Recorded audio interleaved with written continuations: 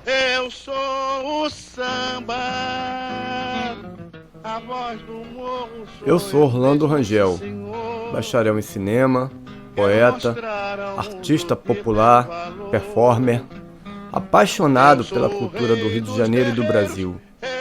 Aqui nós teremos 4 encontros para falar da presença do futebol, da gastronomia, da fé e da música em filmes nacionais. Porque eu vejo o Brasil no cinema. Vem ver também. De corações brasileiros. No filme nós vemos o que o Garrincha fazia em campo. É de uma genialidade fora de série. Tem um caso, inclusive, que ele foi expulso porque as pessoas caçavam ele em campo, na verdade. Né? Por ele fazer essa brincadeira, ele era muito caçado em campo. O Garrincha jogou mais 60 partidas e só perdeu uma partida pela seleção nacional. Inclusive, ele e Pelé jogando junto, nunca perderam nenhuma partida. Garrincha tinha uma ingenuidade fantástica, um entusiasmo de jogar maravilhoso. E o roteiro Davi Neves, Joaquim Pedro de Andrade, Armando Nogueira e outras pessoas, esse filme, contando a vida de Garrincha, nos mostra detalhes da sua vida pessoal, além de grandes jogadas magistrais do Garrincha. Por exemplo, nós temos uma cena antológica de Garrincha brincando com as suas filhas. Ele teve 7 filhas, onde ele brincava e dançava com elas, uma coisa comum, né? Passando a vida comum do Garrincha. Esse filme tem uma narração incrível também de Heron Domingues, bom lembrar. Além de ter uma trilha sonora excelente, com clássicos de Prokofiev, Scarlatti, Bach, etc. Além de vários sambas compostos em homenagem a Garrincha.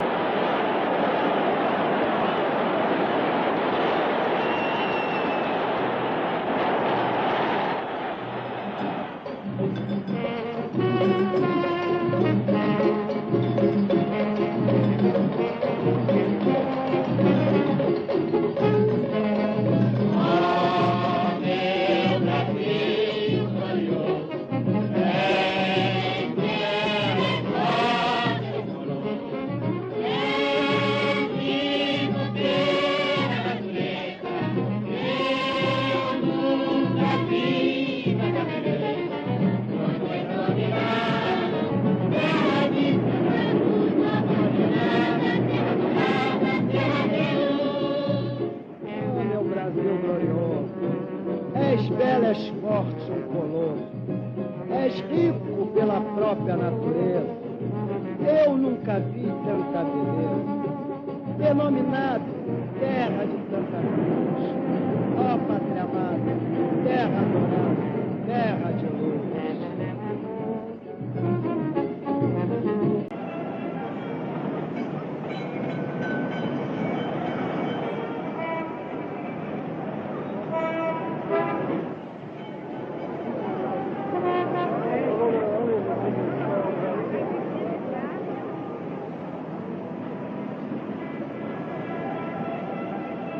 A princípio, ninguém o reconheceu na rua. Ele atravessou a avenida na direção do Banco Nacional de Minas Gerais, aonde vai uma vez por semana para assuntos de finanças. Ao sair do banco, sem que se entendesse o processo da identificação, Garrincha estava cercado de gente. Nas excursões do Botafogo e da seleção brasileira, Garrincha costuma ganhar presentes de seus colegas para ser o primeiro a descer do ônibus à porta dos estádios e dos hotéis. Saindo na frente, ele arrasta consigo a multidão, deixando livre e desimpedido o caminho dos companheiros. No centro da cidade, além da habitual visita ao banco, Garrincha comparece invariavelmente às lojas. Garrincha, onipresente no jogo contra a Inglaterra, foi igualmente irresistível 3 dias depois contra os chilenos. Sem que se pudesse esperar tanto de sua inofensiva perna esquerda, fez um gol digno de uma antologia dos artilheiros canhotos.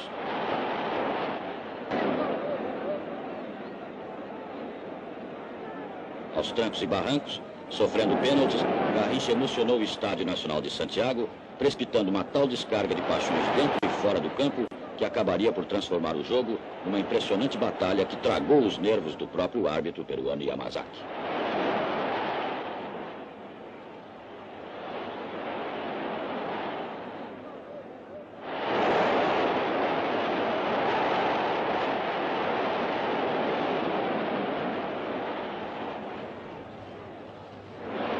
Apesar dos gritos do técnico Aimoré para que ficasse sempre na ponta, Garrincha, rebelde às táticas, não tinha lugar certo no campo. Em dado momento, enfiou-se pela meia esquerda, marcando um gol de cabeça que projetou subitamente na área a imagem do grande ausente Pelé, que o próprio Garrincha, com seu talento, vinha fazendo esquecido.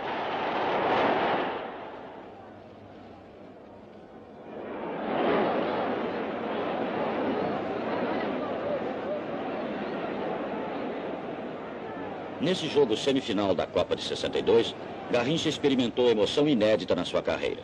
Depois de contribuir decisivamente para a eliminação do Chile, ele também perdeu a cabeça. Conforme confessou mais tarde, deu um pontapézinho na bunda de um chileno. Foi expulso de campo pela primeira vez na sua vida.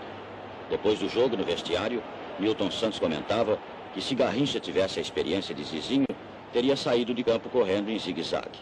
Na sua ingenuidade, Garrincha deu sopa e acabou levando uma pedrada na cabeça.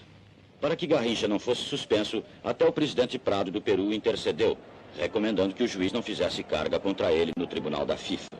E Garrincha jogou a final da Copa contra a Tchecoslováquia, revivendo em Santiago a vitória de 1958 contra a Suécia, que vemos aqui nas cenas desse filme maltratado. E a seleção da Suécia fez o primeiro gol, realizando com 7 passes medidos uma ação perfeita que começou nas mãos de seu goleiro e acabou nas redes de Gilmar sem que qualquer jogador brasileiro tocasse na bola.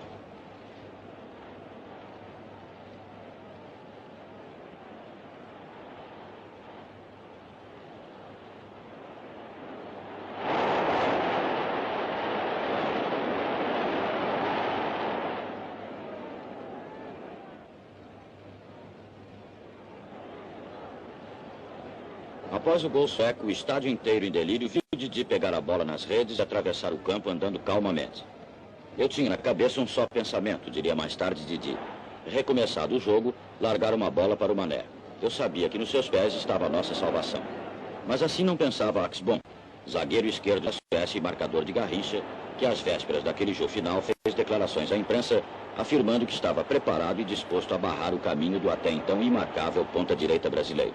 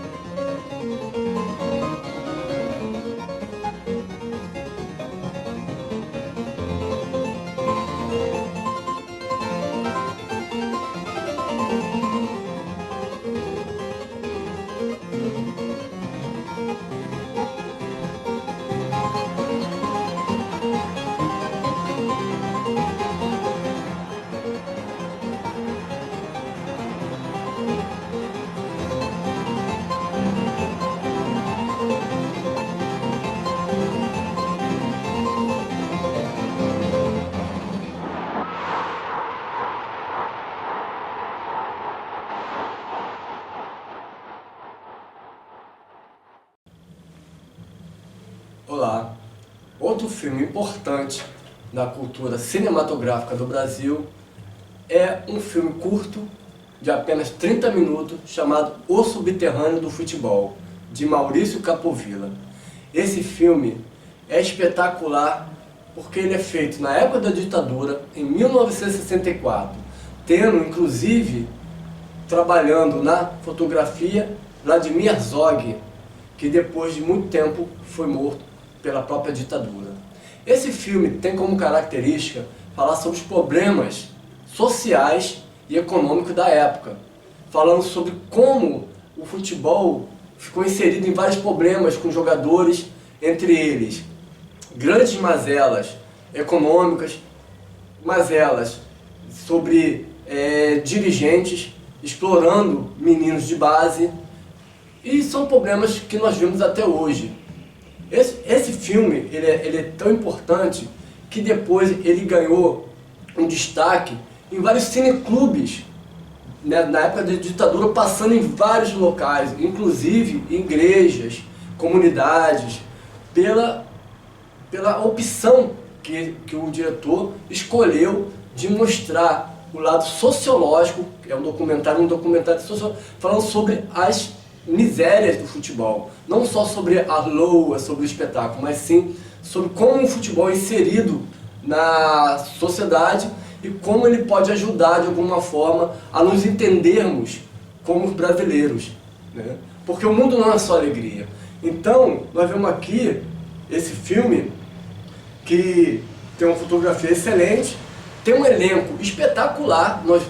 É a primeira vez que nós vemos Pelé falando, né, falando sobre esses problemas sociais do futebol, e nós temos o técnico Feola, Zózimo. Esse filme, na verdade, ele é baseado no time de futebol do Santos, quando o Santos tinha um excelente time, mas mesmo assim, Thomas Farkas escolheu falar sobre esses problemas, né, que já afetavam o futebol nessa época.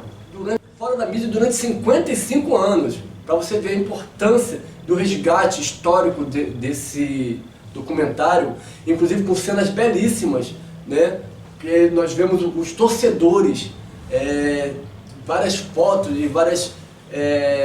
inclusive tem muitas fotos no filme, e nós vemos cenas antológicas dos torcedores daquela época, torcendo de uma forma muito consistente, tendo orgulho, inclusive, de ser brasileiro, né? Apesar de todas as mazelas que o futebol já apresentava. Bom, o documentário tem uma análise de denúncia, né, de um povo que vivia alienado, e falando sobre essa alienação também que o futebol na época trazia. Quer dizer, é um filme que relata e amarra todos esses problemas do futebol, mas mesmo assim mostrando a força vibrante que o futebol se tornaria a partir desse momento, dessa época de grandes times como Flamengo, Corinthians, Santos, e mostrando a característica e a força do futebol nacional. É isso. Muito obrigado.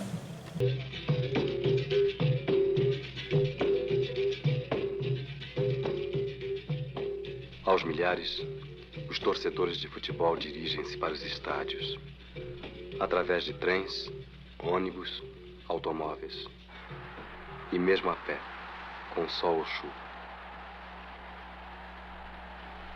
O futebol é uma paixão estranha que toma conta do brasileiro. Por que você vem ao futebol? Eu venho porque atualmente eu acredito que o esporte seja, como se diz, a diversão mais barata atualmente que nós temos no Brasil, e é uma vamos dizer, uma distração inocente, né? E eu venho pelo estado, como se diz, eu acredito que o futebol, o esporte, principalmente o nosso futebol, é um ambiente que melhor se ajusta-se à psicologia brasileira, né?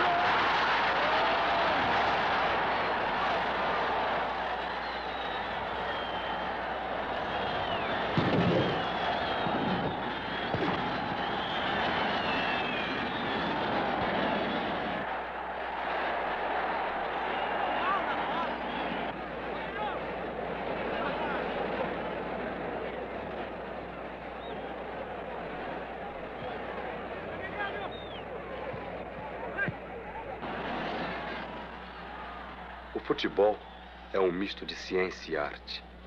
Um pouco de malabarismo, capaz de conduzir milhões de pessoas ao delírio, com derrota ou vitória do time preferido, e capaz de proporcionar aos seus artistas, 100 mil em todo o Brasil, a ilusão dos grandes salários. Entre sua vida particular e profissional, os jogadores mais famosos são obrigados a reservar um bom tempo para os autógrafos, os elogios, os abraços.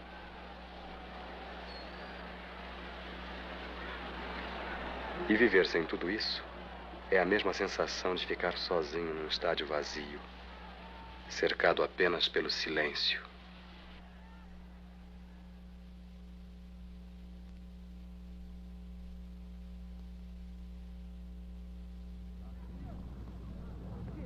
Nasce aí uma vocação.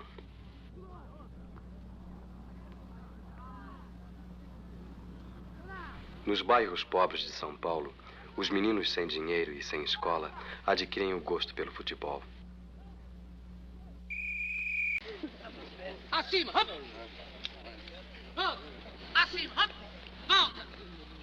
Acima, hop! Volta! Acima, hop! Segura! Volta! Acima, hop! Volta! Puxa bem de encontro ao tórax. Acima, hop! Volta! Acima, hop! Volta! Acima, hop! Acima, hop!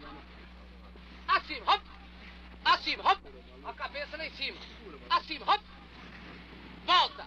É preciso analisar, porém, por que nós consideramos o jogador de futebol não um ser humano comum. Há vários fatores que implicam nessa razão de ser. O jogador de futebol é um homem cuja profissão é limitadíssima. É uma profissão em que o seu ganho material para a sua sobrevivência, dos seus, da sua família, se resume em apenas 15 anos de vida.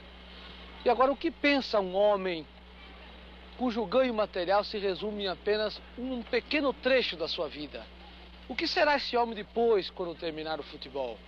Como ele fará para ganhar o sustento da sua família? Será que os seus amigos serão os mesmos de agora? Será que a crônica vai analisá-lo, vai estimular da mesma forma que faz agora? Essas são as perguntas que nós precisamos fazer a nós mesmos ao analisar um jogador de futebol. Atenção. Olhem o tranco.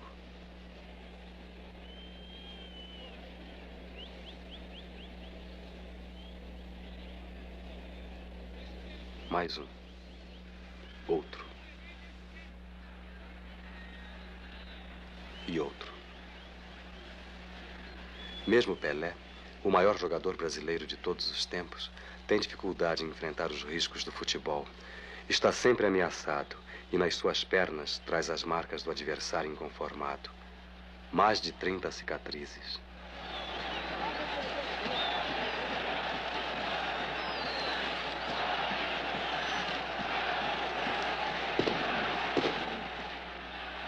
Pelé, a primeira pergunta eu passo a você. Eu já lhe fiz vários tipos de perguntas, hoje quero fazer uma assim. Você acha que a fama lhe faz bem ou lhe faz mal? Há certos momentos que é bom a fama, porque é melhor a gente ter a fama do que ser uma pessoa esquecida. Há momentos também que queremos estar sossegados, estar tranquilos, e a fama atrapalha. Mas eu posso adiantar que é melhor ter fama boa do que não ter nada. Bem, mais uma pergunta, Pelé. Você acha que a vida de jogador de futebol é boa? Eu não acredito que seja boa a vida do jogador de futebol.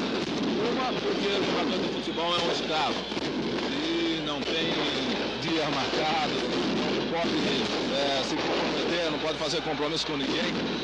E outra, porque é uma profissão de 15 anos.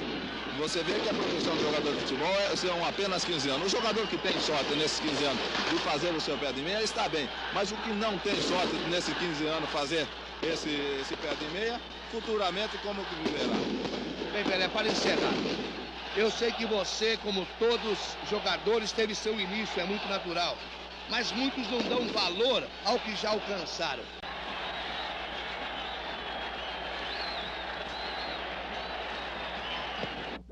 O futebol brasileiro, sendo um dos maiores do mundo, incentivado justamente pelos diversos diretores que nós temos, incentiva numa parte, mas noutra também não, que muitos desacreditam em certos dirigentes. Agora, quanto ao torcedor, não toma conhecimento de certos dirigentes, não. Ele vai mais pelo futebol. Ele frequenta suas peças de esportes sem tomar conhecimento de direção e tal. Ele tem aquele fanatismo. Muitas vezes até se diz doentio.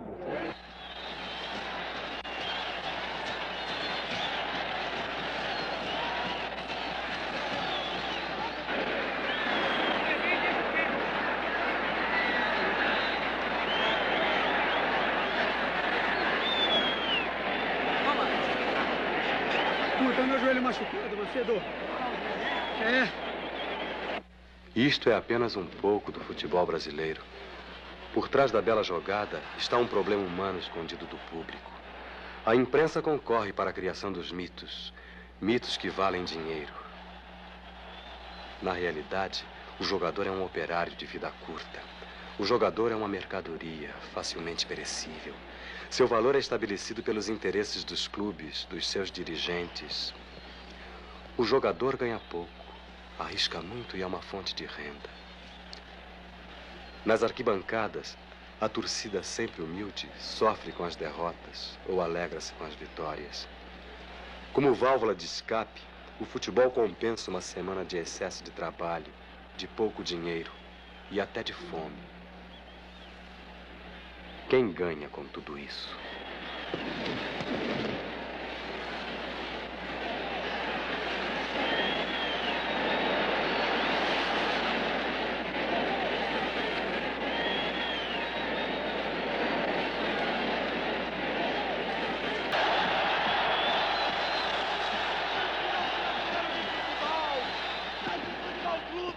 Vai virar pela terceira vez a Taça Mundial e vai ficar com ela em definitivo. É pro Santos nada! E como é que é? Big! É hora! Sim!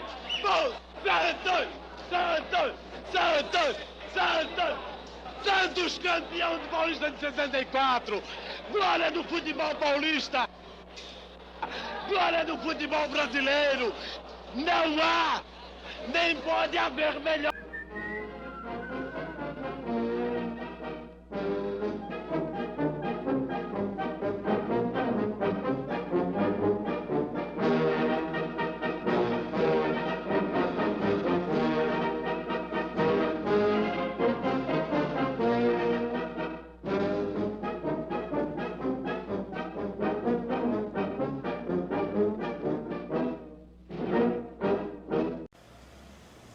Olá, nós vamos agora falar de um filme histórico completamente diferente de tudo que nós vemos no cinema nacional. É um filme crítico, é um filme polêmico, porque fala principalmente de um jogador chamado Afonsinho. Esse filme é chamado Passe Livre, ele é de 1974, de Oswaldo Caldeira. Por que esse filme é tão polêmico? Porque ele fala sobre o passe livre. Numa época que todos os jogadores tinham passe ligado a um clube. Afonsinho foi um jogador do Botafogo que, inclusive, durante a sua trajetória futebolística, jogou em praticamente todos os times cariocas. Afonsinho, quando estava no Botafogo, por usar barba e cabelo grande, foi muito criticado, inclusive pelo técnico Zagallo. Então teve uma polêmica muito grande, ele acionou a justiça do futebol e acabou ganhando seu passe livre. Isso foi um marco histórico no viés, né, do dia a dia do futebol. A partir disso, vários outros jogadores tentaram e depois de muito tempo começaram a conseguir os seus passes. Esse filme também é importante, que mostra também o amor da massa, né? O futebol tem cenas maravilhosas do Afonsinho, inclusive jogando. É um jogador sensacional também dentro do campo, como Pelé, Garrincha e outros do passado. E também mostra a profissionalização do jogador de futebol. Afonsinho depois foi estudar na UERJ, ele formou um time de futebol com vários jogadores de nível de seleção e formou uma grande escola na ilha de Paquetá. Inclusive depois de muito tempo usando o futebol como uma terapia medicinal para jovens carentes. Esse filme também, vou até que pegar aqui para falar para vocês, lembra também que esse filme percorreu fábricas, cineclubes, igrejas, e também foi em pleno governo Médici que esse filme foi feito. É bom lembrar que a trilha sonora é espetacular. Nós temos Gilberto Gil, Gal Costa e uma seleção maravilhosa, inclusive Gilberto Gil fazendo uma música sensacional em homenagem ao Afonsinho. É isso, bom prazer e bom filme. Eu continuo aqui mesmo.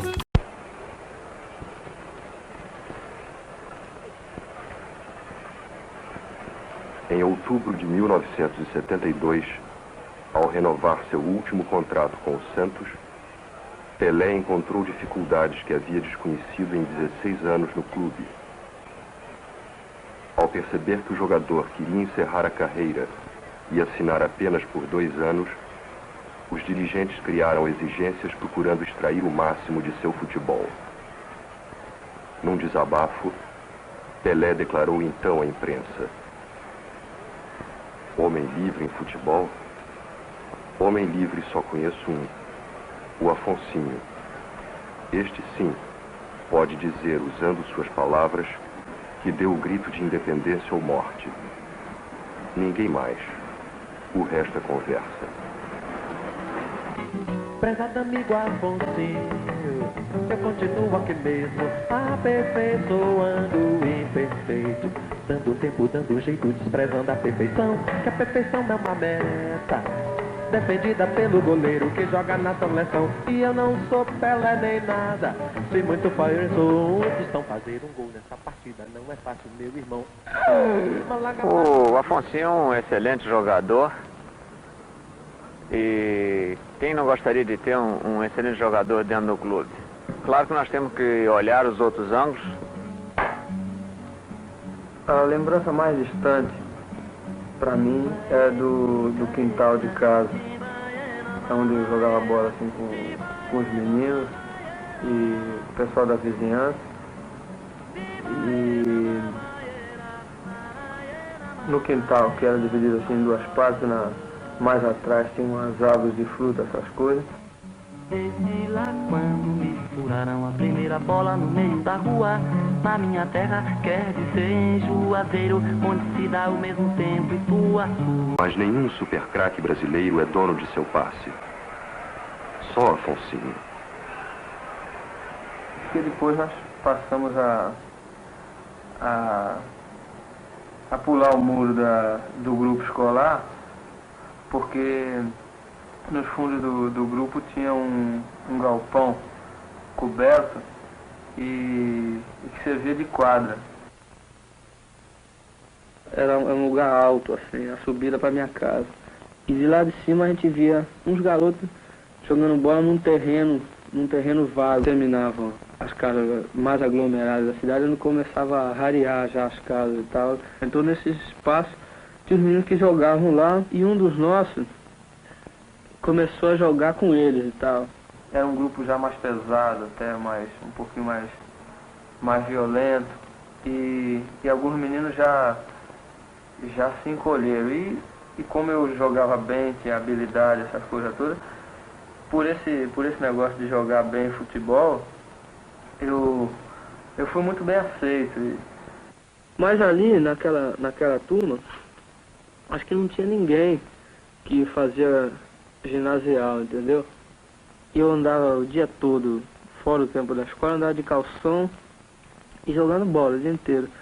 E a minha avó, eu não gostava, que eu era muito queimado.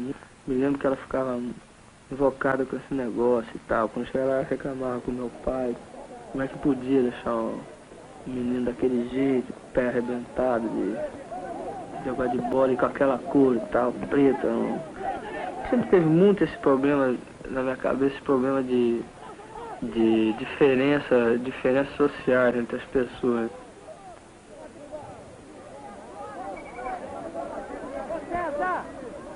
Ô César!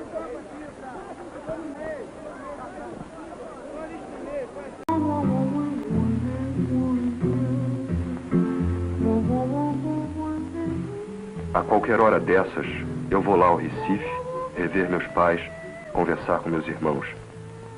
Lá no Recife não sou o Almir Brigão dos campos de futebol, mas o garoto que um dia partiu só com a roupa do corpo para tentar a sorte num mundo estranho. Pouco depois dessa declaração, na madrugada de 6 de fevereiro de 1973, foi assassinado a tiros, numa briga de bar em Copacabana.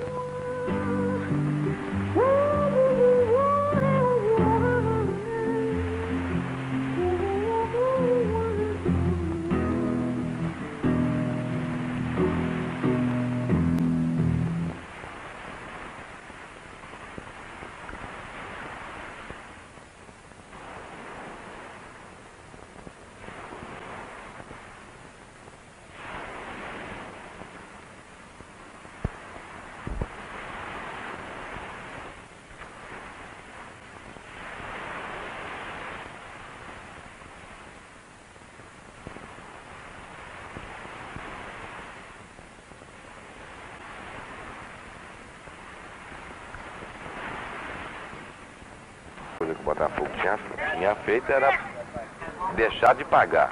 Ele ficou na seguinte situação: ele não podia treinar, ele não podia julgar, nem lá, nem nenhum outro, não recebia. Eu fui advogado dele, não esperava ganhar na justiça esportiva.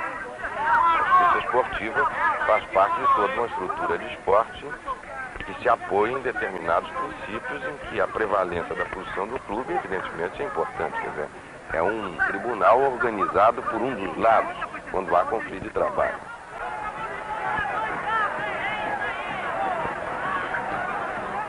Quer dizer, você ser julgado nessa circunstância é um absurdo, né? Por aí fui julgado. Fui julgado, foi uma experiência, assim, violenta pra mim. Foi um julgamento, assim, uma coisa revoltante, entendeu? Uma representação mesmo, um jogo de carta marcada e tudo mais. Eu não contava ganhar. Perdi no Tribunal de Justiça Desportivo da Federação Carioca. A perdi por 4-3 e fiquei realmente convencido que podia ganhar, desde que pelo menos a alçada subisse e a presença ou o interesse dos clubes do Rio não fizesse tão agudo. Fiz um recurso e no Tribunal Superior de Justiça Desportiva ganhei o caso do Afonsinho por unanimidade. E o Afonsinho ficou dono do passe dele. Defendida pelo goleiro que joga na seleção. E eu não sou Pelé nem nada. Se muito for, eu sou um dos. São fazer um gol nessa partida não é fácil, meu irmão. Entrei de bola e tudo. Ele é. Ela levou a lamanama guelaga. Elole a lamanama guelaga. Ela levou a lamalaga guelaga. Ema pegou magacaco. La la la ligou. Eu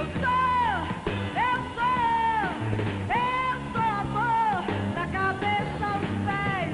Eu sou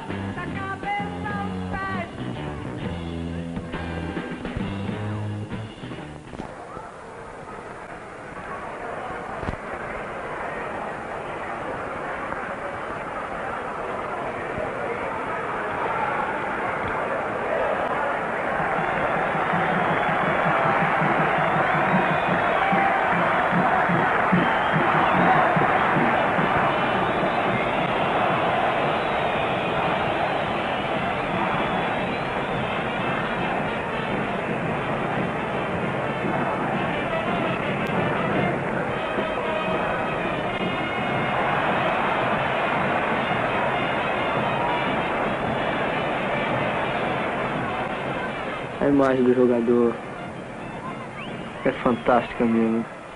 É muito reforçado esse aspecto e tal, e endeusamento do jogador de futebol, a colocação do craque e tudo mais, o que significa para o grupo das pessoas, para todo mundo de uma maneira geral, então para o torcedor daquela equipe. Tá? Embora seja sempre a coisa viva dentro de qualquer jogador e tudo mais, aquela esperança que se renova e tal, e cada jogo é uma coisa nova, é uma coisa que se apresenta assim, não sei se como céu e inferno e tal, a vitória é um lado e a derrota é outro e tudo mais. Então é aquele negócio aceso o tempo todo, né? O samba da minha terra deixa a gente mole. Quando se canta todo mundo mole. Quando se canta todo mundo mole. O Maracanã é enorme, né? O mundo tal, grande. E é um campo lindo, assim, uma grama espetacular. E tudo. Toda a vida é uma coisa que me motiva a jogar um futebol, é um campo bem gramado, assim, uma coisa que o barulho, uma coisa que eu acho muito bonita é o barulho da torcida, entendeu? Pra você que está dentro do campo, um jogo assim de campo cheio, entendeu? É um negócio espetacular mesmo e tal, aquela vibração em cima do cara que está jogando, entendeu? Todo mundo bole, quando se canta, todo mundo bole, quando se canta, todo mundo bole. É que essa mala da Bahia deixa de mole, quando se canta, todo mundo bole, quando se canta, todo mundo bole, quando se canta, todo mundo bole. Quem não gosta de samba, com sujeito não é ruim da cabeça, ou é doente. Por 90 minutos de futebol, o torcedor é capaz de pagar 100 cruzeiros por um camarote especial, ou assistir de pé, no sol ou na chuva, tudo o que acontece com seus ídolos. Ali, ele esquece os problemas. Tem os olhos pregados na camisa do seu clube e na bola rolando num campo que, da geral, nunca é visto por inteiro.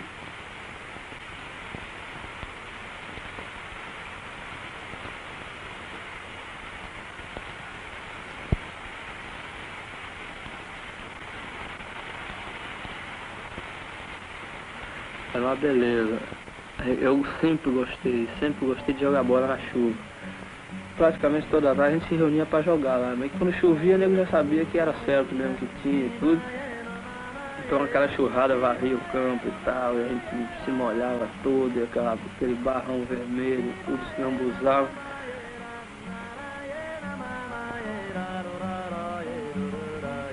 É muito bom, eu gosto disso até hoje. E a primeira bola no meio da rua, na minha terra, quer dizer em Juazeiro, onde se... Quase toda a população operária do Rio de Janeiro vive nos subúrbios. São dezenas de bairros espalhados ao redor da cidade, e para lá se deslocam multidões ao fim do dia de trabalho.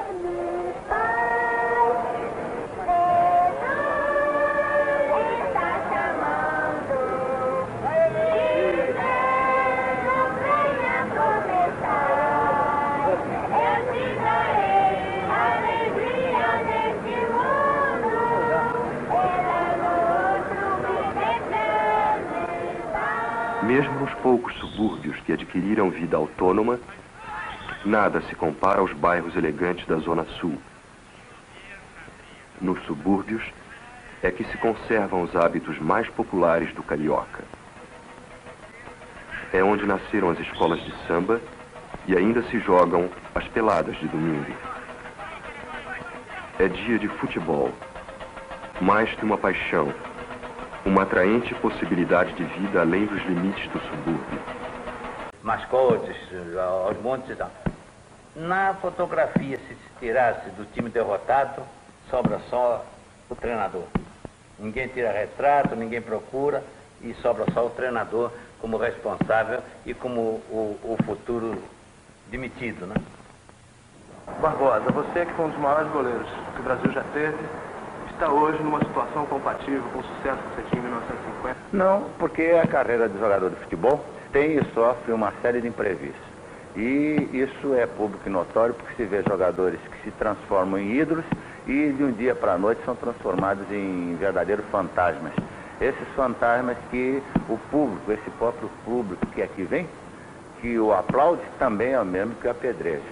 Uma carreira, por mais brilhante, pode ser destruída numa tarde de derrota como aquela do Brasil e Uruguai em 50? Pode, dependendo das circunstâncias. Mas, na maioria dos casos, muitas das vezes, ela causa o trauma e esse trauma pode ser a liquidação de uma carreira que muitas das vezes pode ser brilhante. Por isso, eu até hoje sofro na própria pele algumas injustiças. Eu considero injustiça porque eu sou um sujeito que considero que realizei-me no futebol, porque galguei quase todos os passos que um jogador de futebol pode galgar. No entanto, ainda sempre existe essa mancha que talvez jamais desapareça da minha carreira.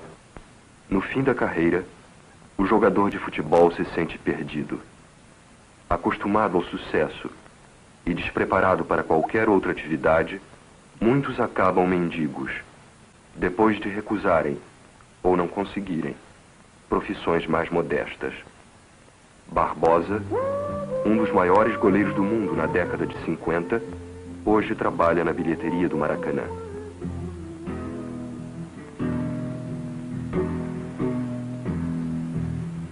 Assim, eu estou tão cansado, mas não pra dizer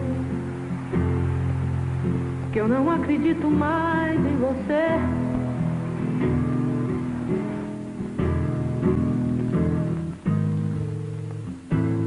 Com minhas calças vermelhas, meu casaco de general, cheio de anéis, vou descendo por todas as ruas e vou tomar aquele velho navio.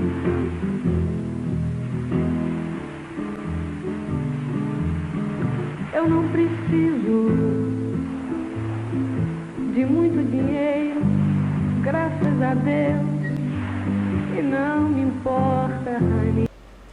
Olá, vamos ver o filme Boleiros Era Uma Vez o Futebol, do diretor e roteirista Hugo Giorgetti.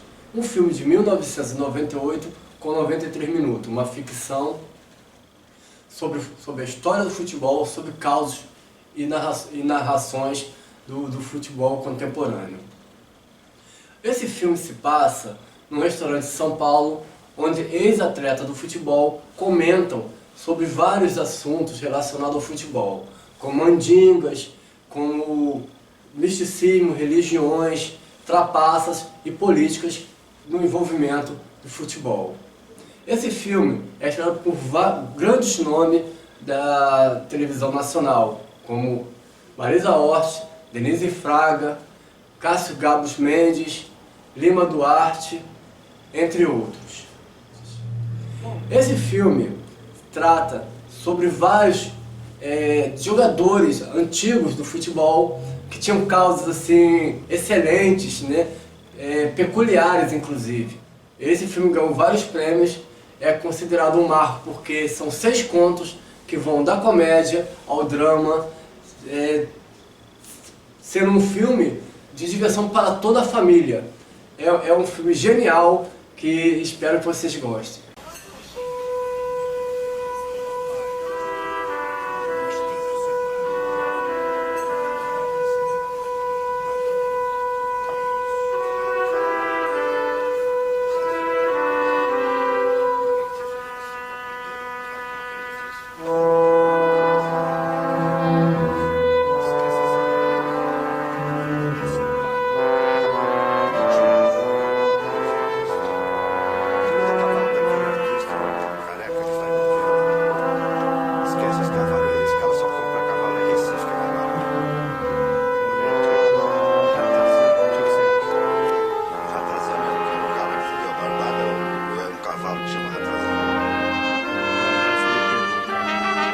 sei se a Ratazana mandou jogar no Jiboia, se o Jiboia mandou jogar na Ratazana. Mas tem um cavalo chamado Jiboia? Eu não sei se é Jiboia ou a Ratazana. E tem um cara chamado Ratazana, é isso? É, eu não sei também. Dá licença, Tantinho. Okay? Dá licença. Deixa eu ver esse programa aqui. Ô, Ronaldinho, programa da semana passada, Ronaldinho. Da semana... Tá, toma o remédio, vai. Da semana... Tá. Vamos pelo jornal, tá legal? Pelo jornal. Olha aqui. Nós estamos dando um filho de Playboy.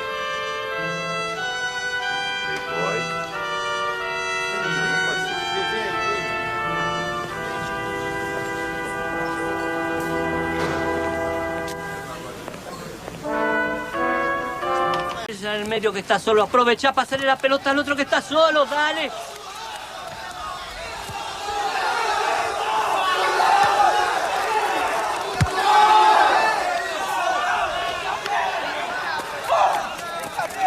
Cala a boca! Tá de brincadeira! Cala a boca! Olha lá o bandeirinha! Cala a boca! Olha lá o bandeirinha! Cala Tá de a boca! brincadeira comigo! Ou vai pra fora!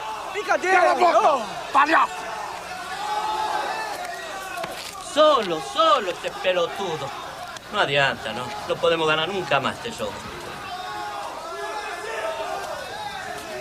Antes de levantar essa merda, olha pra mim, porra! E o primeiro tempo foi nessa balada, Reinaldinho. Bico, chutão pra longe, uma porradinha, outra aqui, outra ali.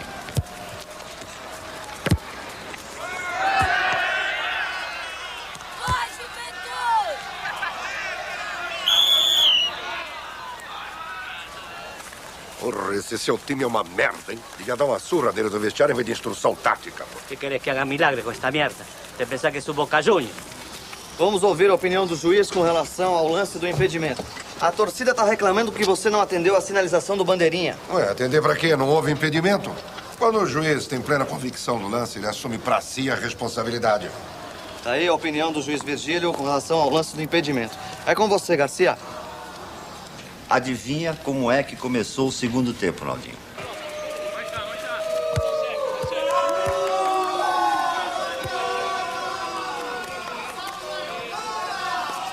Respeitando muito a equipe do Verdão nas horas que antecedem o clássico desta tarde. Para sua informação, o time ainda não foi confirmado, porque parece que o orientador técnico Edil, acometido de uma súbita e forte gripe, ainda não desceu de seus aposentos para anunciar o time. Uma coisa é certa, a gripe fez uma baixa também entre os jogadores. Não é desta vez que Mamamá, a revelação do norte, vai estrear. Eita, clima difícil desta cidade. E aquela foi a noite em que eu mais passei frio em toda a minha vida, bicho. Não, ainda por cima o Fabinho Guerra era um garanhão mesmo, bicho. Desci pro meu quarto às 5 da manhã. Porra, é muito. Ei, vida! Quanta palhaçada, hein? Meu Deus! Vida passa rápido. Passa muito rápido.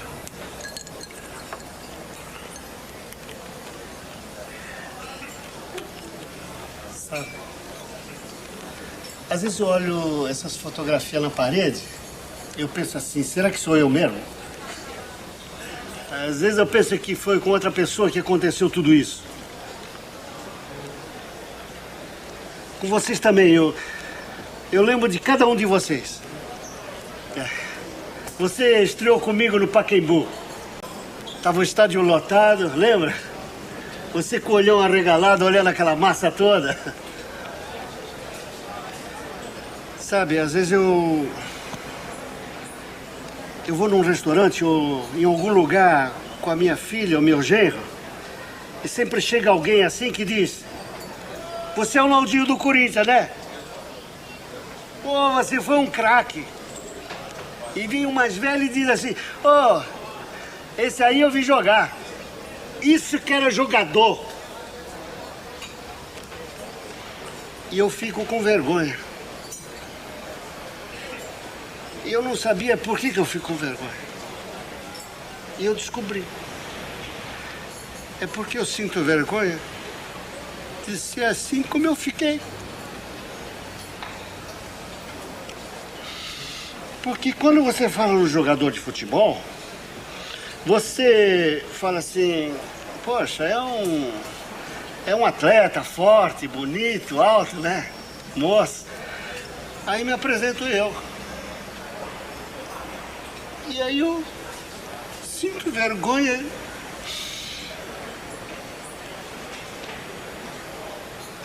Dá vontade de dizer que não sou eu. Mas eu sou eu. Eu sou o Naldinho, não sou? É claro que é você. Olha aqui. É você. Ninguém pode tirar isso de você. É você, o Naldinho, do Corinthians, da seleção brasileira.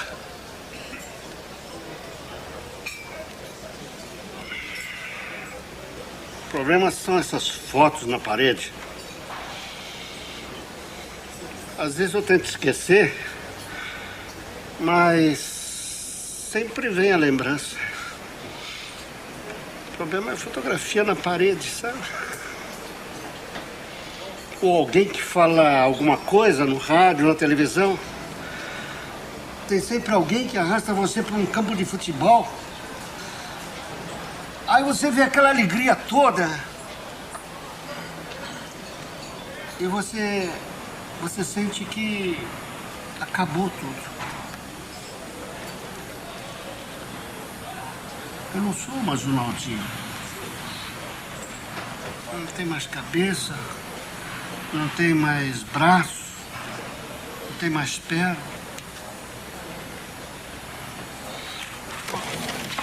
Isso aqui é perna do Naldinho? Que isso? O Naldinho tem essa perna? Pelo amor de Deus. Um atleta? Não, levanta isso, Naldinho. Faz assim não.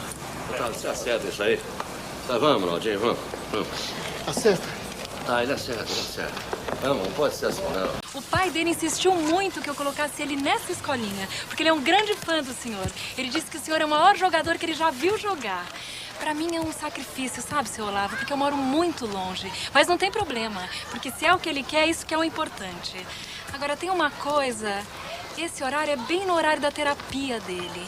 Se desse pro senhor mudar, pra mim seria muito bom. Sabe, hoje ele tá faltando na terapia. A senhora quer dizer mudar o horário deles? Ai, fica difícil, né? Ah, não tem problema, eu me arranjo. É tudo tão corrido, né? Eu posso assistir o treino? Eu juro que eu não vou dar nenhum palpite. Embora eu ache que ele tá sendo muito mal aproveitado na escola. Eu acho que ele podia ser mais criativo, sabe? Ele não precisa ficar tão preso na marcação. Ele pode ficar mais à vontade.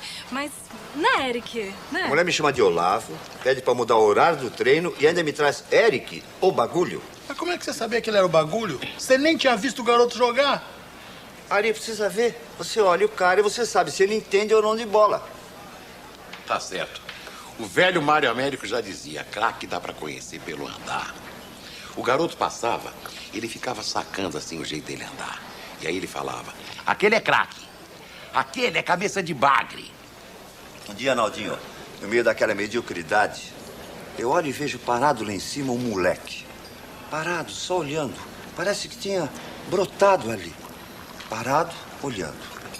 Por isso é que eu não concordo muito com o velho Mário, não. Boleiro não se conhece no andar.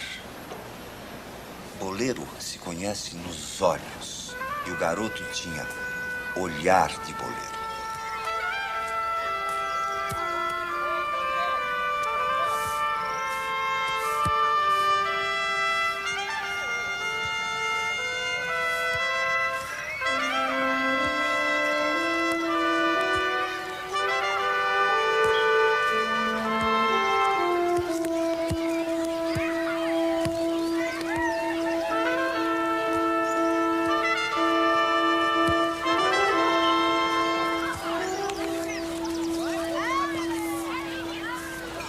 Meu saco bem cheio daquela cambada de perna de pau, chamei o moleque pra treinar.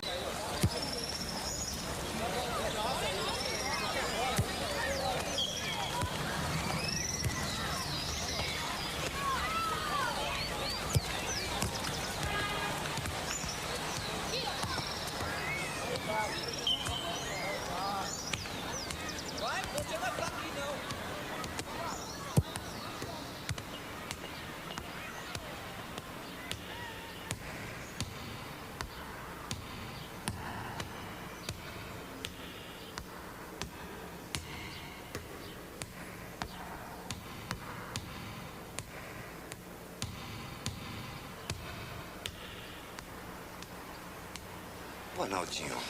Tudo. Tudo. Ele sabia tudo. A bola chegava nele, tudo ficava fácil. Eu saquei logo que eu tinha descoberto joia rara.